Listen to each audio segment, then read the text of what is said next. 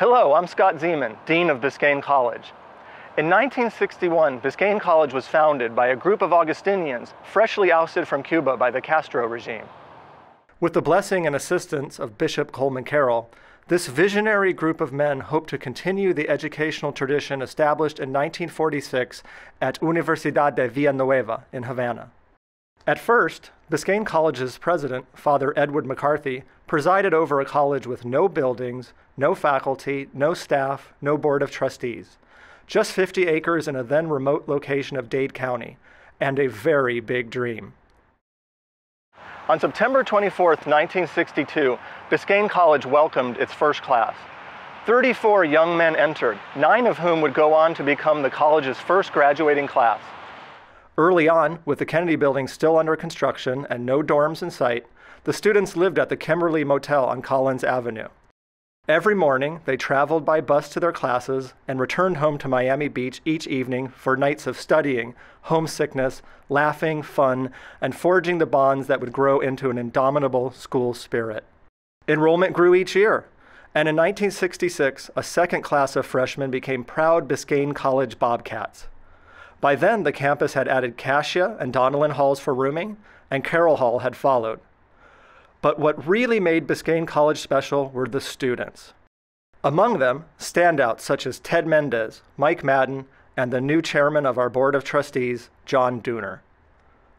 Joining Ted, Mike, and John in the fall of 1966 was an eager young professor, ready to help lead the students through their educational journey. Today, we are blessed to still have this professor championing the Biscayne College dream and helping develop leaders for life. His name is Richard Raleigh.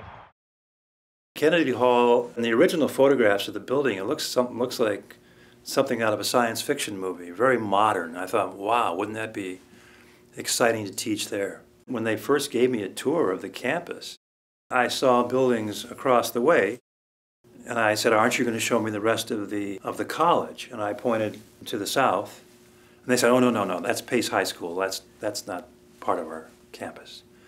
So I guess I had more grandiose notions of how large the college was, thinking that those buildings were part of where I'd be teaching. They weren't. Isolation was the best way to describe it. And in those days, Opelika was far on the outskirts of Miami. So to get to Miami Beach or to get to any place of entertainment, it forced us into creating our own space, which was very creative. And for John Dooner, it was the fertile ground for a guy with design, with focus, with vision, and we had every opportunity there. John J.J. Dooner. Well, John and I started rooming, I believe it was our junior year, and we got along well, both born the same day, same year, August 3rd. And John knew how to work the system. You know, he would sign up for class, and then maybe show up for his first one by week 2. He liked sleeping in, but he was a good student. And John was very, very focused on what he wanted to do, and I think that was important. At 19 years old, we organized a political convention with national press. And McCarthy was scheduled to show up in the last minute he allowed. And it looked like a national political presidential convention. We did that at 19 years old. John was the president of that. And I firmly believe that having him with that vision and having that tenacity will take the school to the next level. And knowing that John's there, knowing the work he's doing, is a family for me. And you go, John Dooner. You're the best. Ted, Mike, and John graduated in 1970, and in the years that followed became leaders in their respective fields. And Biscayne College continued to grow. Larger classes, new buildings, and more dedicated professors filled the burgeoning campus. The Miami Dolphins' perfect season was rooted here. Don Shula's storied team practiced on our fields and lived in what is now University Inn. In 1973, Biscayne College went co-ed, and young women became Lady Bobcats for the first time, adding to the growing diversity of the campus student population.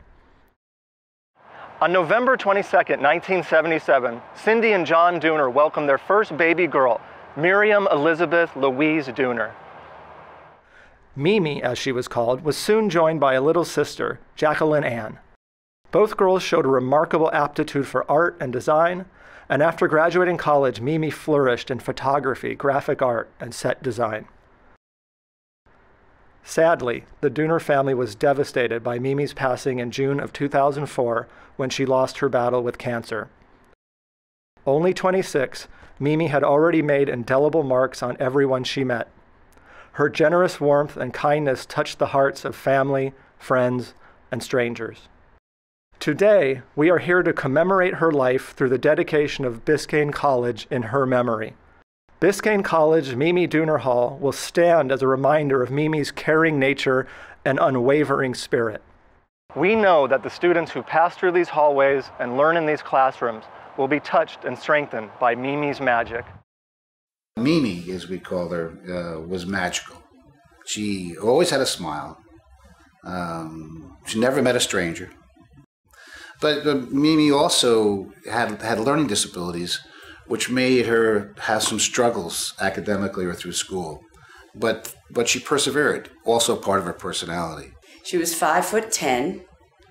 She had green eyes like her father. She had a unibrow. She had long red hair, which she got from my side of the family. She was statuesque with a very large heart. Miriam was an environmental photographer, and she could also draw. She did scenery for Federated Stores, which is Macy's and Bloomingdale's, and she won awards for them. She was a bit of an engineer also, and she wanted to come back to New York and do the Macy's Day Parade, work on floats, designing floats. But what she loved the most was the sea.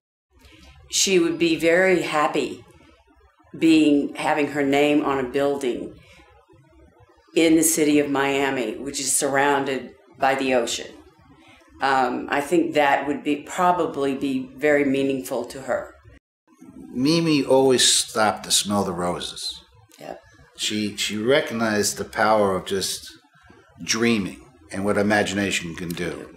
And I would say to the students, and work hard, and get great writing skills, get great verbal skills, get great problem-solving skills, but never forget to dream. That's what she was. Mimi Dooner's dreams are shared by a new generation of students and faculty that continue to advance the college's legacy through our Blueprint for Leadership. Mimi's creativity is present in our new writing communities and fellows programs. Her caring nature is reflected in the mission of the Center for Community Engagement. Her sense of adventure inspires the Institute for World Languages and Cultures. Her personal drive for excellence is captured in our goal to continue developing outstanding leaders like Ted Mendez, Mike Madden, and John Dooner. And Mimi's magic will be the inspiration that will continue to drive our school's very big dreams. Welcome to Biscayne College Mimi Dooner Hall.